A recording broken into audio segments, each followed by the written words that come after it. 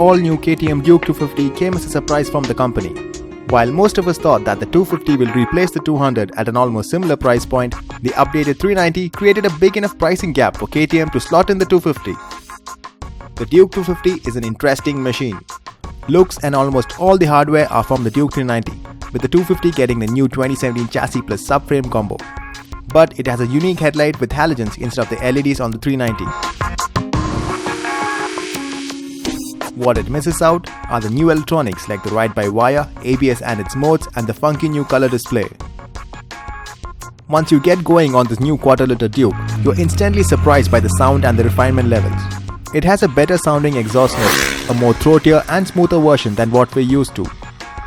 The engine produces 30 PS of power at 9000 RPM and 24 Nm of torque at 7250 RPM. The power delivery is not dramatic, but speeds do build up quite fast. The 0 to 100 came up in 8.3 seconds and the bike quite easily touched the 130 km/h mark. Below the 5k RPM mark, it shows none of the urgency like the Dukes we're used to. Keep the revs below 5k and the bike is almost surprisingly silent.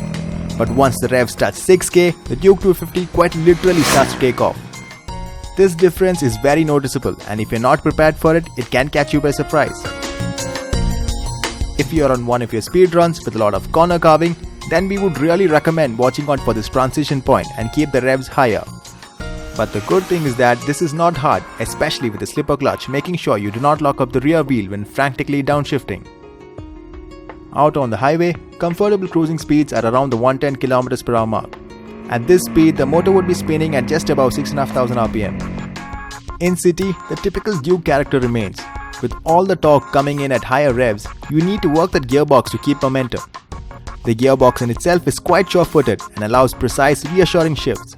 The power assist slipper clutch has also reduced the number of springs inside the unit, making clutch pull quite light.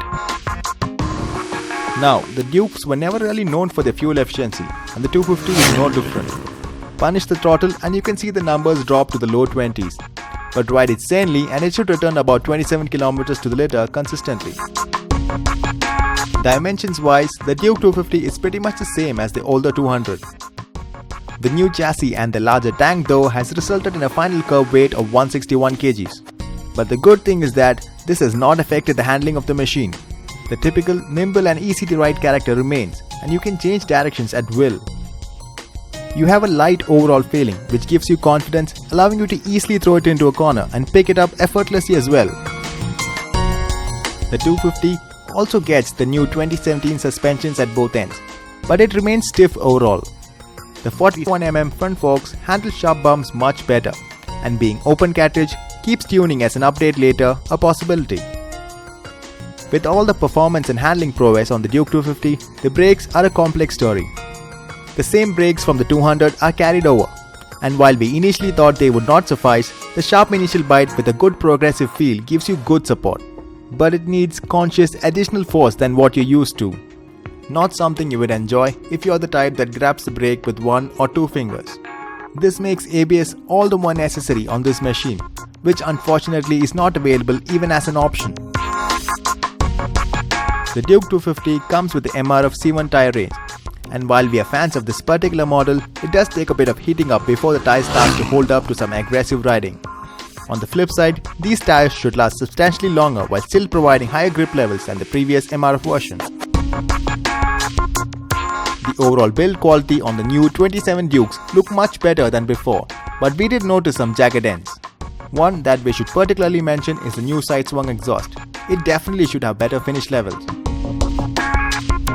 The seat height is at 830 mm, which might be a point of concern for shorter riders, especially in stop-and-go traffic. The seat in itself is now softer and wider for both the rider and pillion.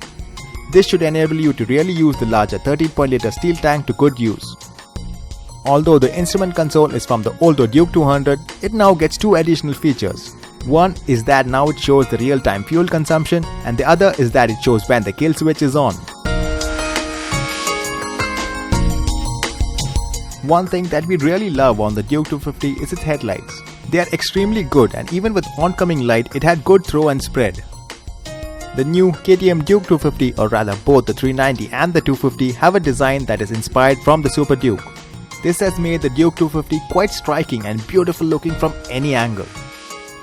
It's sharp, it's angled, and while the engine refinement and performance has gone up a notch, the looks has gone up multiple notches.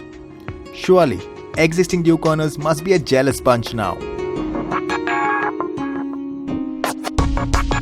The new KTM Duke 250 bundles up the Duke experience in a package that makes it more appealing to a larger audience. There are some kinks in its armor, but overall it has a very strong appeal and a price tag that makes it all the more interesting.